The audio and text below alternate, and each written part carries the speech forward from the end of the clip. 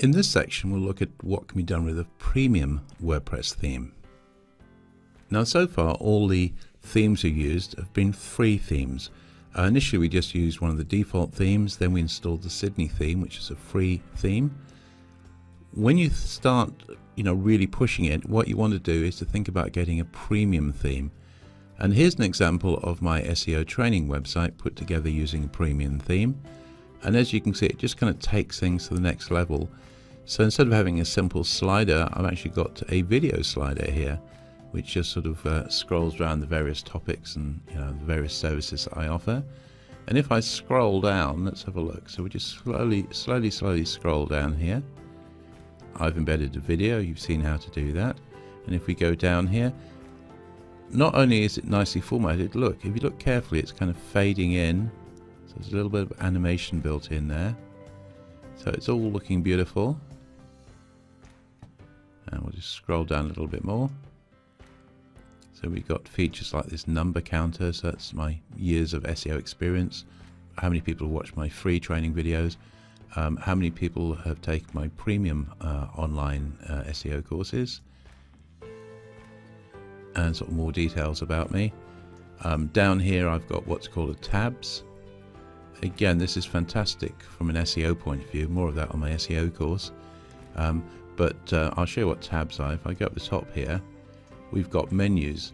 So if I click on, say, I don't know, this one here, that will give me information about training in Perth, but it goes to a different page.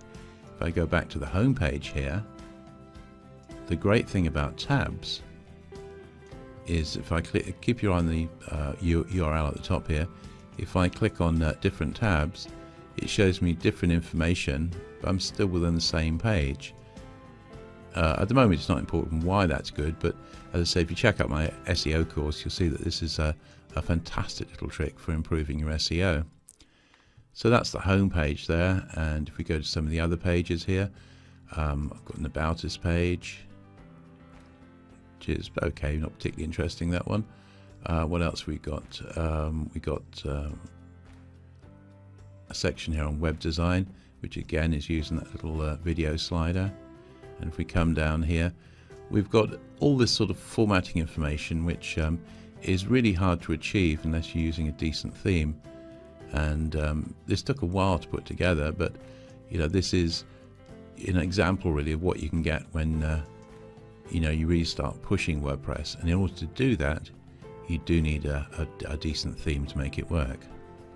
So I'd say this is an example of what you should be aiming at. Instead of something that looks still a little bit clunky, the site we've been creating, this kind of takes things to the next level. That's what premium themes are all about.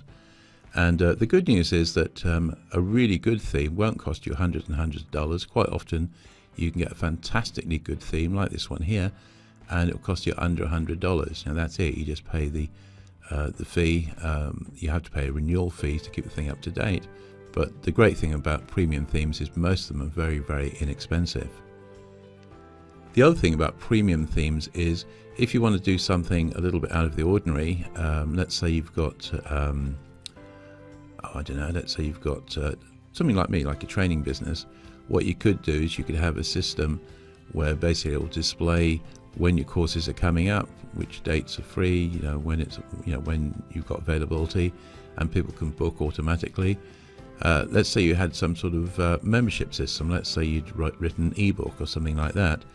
Then you'll find there's lots and lots of plugins available to allow you to get customers to sign up for your book. And only once they've done that, and people are paid with a credit card, only at that point are they automatically sent a link to download their ebook or whatever it happens to be.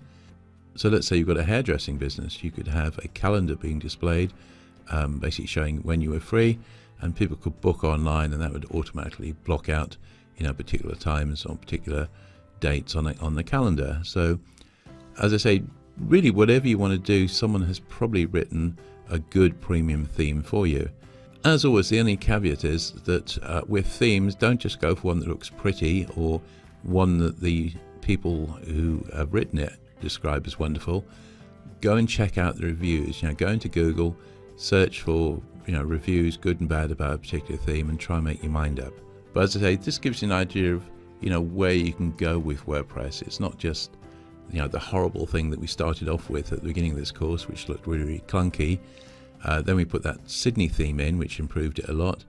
But as I say, this is taking things to the next level using a premium theme.